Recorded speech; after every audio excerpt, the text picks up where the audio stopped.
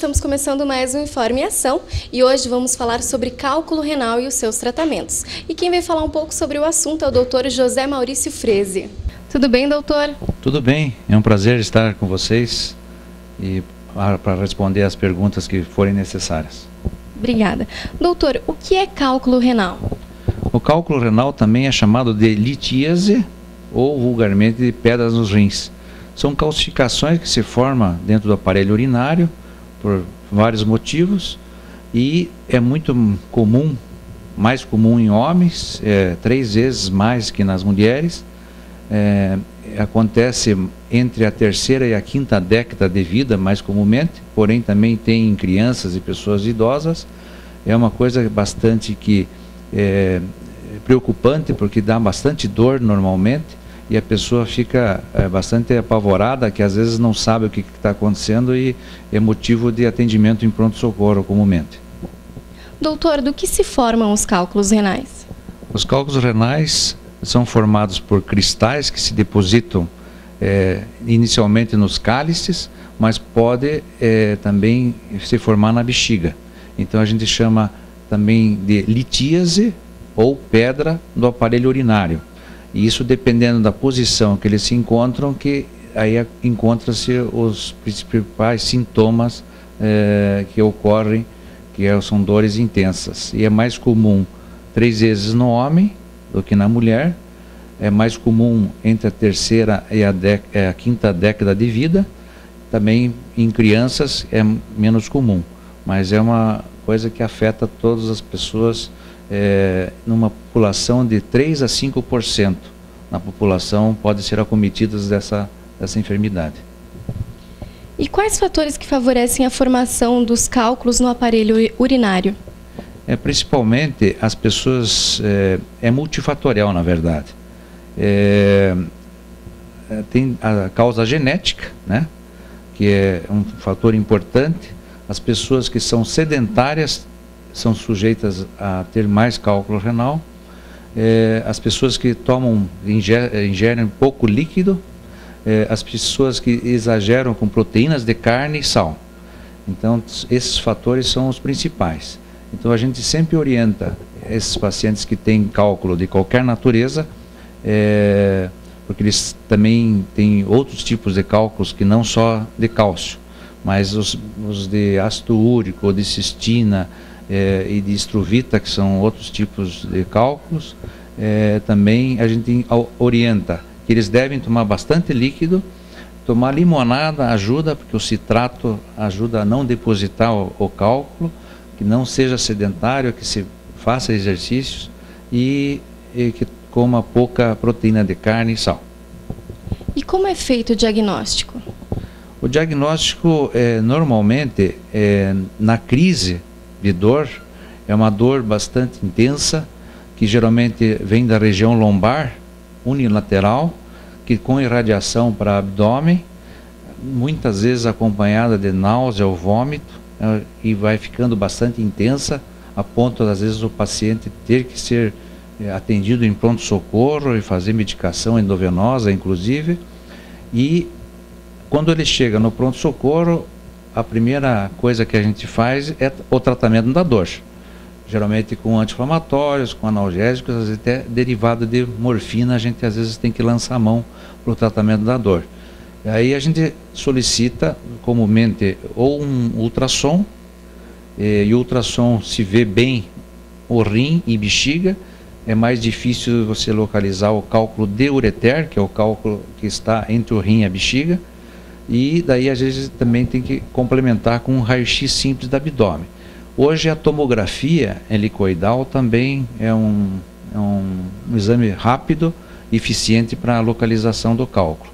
E daí, localizando e vendo onde ele está, a gente vai indicar o tipo de tratamento para esse cálculo. Já falando em tratamento, quais são os tipos de tratamentos? Os tratamentos, como eu disse, tem o tratamento clínico, que você faz o tratamento da dor, quando o paciente chega com dor. Tem o tratamento clínico para evitar os cálculos posteriormente. E os tratamentos do cálculo em si, em torno de 70 a 85% dos casos de cálculos de 5 milímetros a 20 milímetros são resolvidos com a litotripsia extracorpórea por onda de choque, que é uma onda que começou a se usar isso na Alemanha, em Munique, em 1980, e já se faz no mundo inteiro. É um procedimento não invasivo, é um procedimento que não há necessidade de fazer anestesia. Geralmente aqui no nosso serviço a gente faz só com tratamento via oral, um anti-inflamatório, um analgésico. O paciente chega e não é preciso hospitalização, então ele é menos invasivo. E quando esse cálculo é maior que isso, ou cálculos mais duros, que não são resolvidos com esse método, daí existem outros métodos. O outro que é mais usado é o laser. Só que o laser é mais invasivo, você precisa entrar com o aparelho. Se o cálculo está na bexiga ou no ureter, ou no rim, você tem que entrar com um aparelho próprio que chama ureterorenoscópio, que tem o flexível e o semirrígido, para você chegar ao cálculo, visualizar o cálculo e daí encostar a fibra do laser e disparar para que haja fragmentação. E normalmente isso às vezes tem que fazer uma drenagem desse rim com um catéter, que a gente chama, em inglês rabo de porco, pigtail, que fica drenando por alguns dias e depois tem que ser retirado esse catéter. E cálculos maiores, que são os coraliformes principalmente, que tomam toda a forma do rim, a gente faz a nefrolitotripsia percutânea. Nefro de rim, tripsia de quebrar através da pele, que é um furo que se vai até no rim, visualiza o cálculo, quebra e depois tem que deixar uma drenagem desse rim com uma sonda por 2 ou 3 dias. Então esses métodos tem que haver internação, anestesia para tal. E doutor, o tratamento pela litotripsia por ondas é um tratamento doloroso e invasivo? A litotripsia extracorpórea, como é uma onda, ele não é invasivo, não há necessidade de internamento, como eu disse, não há necessidade de nenhuma penetração de nenhum aparelho. A pessoa deita numa mesa e daí dura mais ou menos uns 40, 50 minutos esse tratamento e a pessoa vai para sua casa e daí vai ter que eliminar os fragmentos por via natural, né? Então ele tem essa possibilidade, inclusive, de ter dor após, para a eliminação dos fragmentos. Então ele pode ter cólica e também é bastante comum no dia ter sangue na urina, a hematúria. Doutor, esse é o equipamento da litotripsia. Como é realizado o procedimento? O procedimento da litotripsia para a fragmentação do cálculo renal, que é um dos procedimentos mais utilizados no mundo, essa máquina, que é uma máquina alemã da Richard Wolf, ela tem uma localização para se localizar o cálculo. O paciente é deitado aqui nessa mesa, sem necessidade de nenhum tipo de analgesia. Existe um gerador da onda, que é o litotridor, que a gente chama, que vai gerar a onda. A gente pode localizar o cálculo com ultrassom ou com a fluoroscopia, que é o raio-x. Depois de colocado o cálculo no alvo, daí começa-se o tratamento, e aqui existe nessa máquina 20 passos, quer dizer, 20 intensidades, que a gente vai aumentando de acordo com a necessidade da dureza do cálculo e também da sensibilidade de cada paciente. Então é um procedimento que mais ou menos dura 40 a 50 minutos e depois a pessoa vai para o seu lar e tranquilamente tem que eliminar os fragmentos por via natural. Aqui existe também a onda, ela é melhor transmitida através da água. Então nessa bolha aqui que vocês estão vendo, ela tem um líquido que também ajuda a transmitir melhor essa onda. E quais são as outras modalidades de tratamento?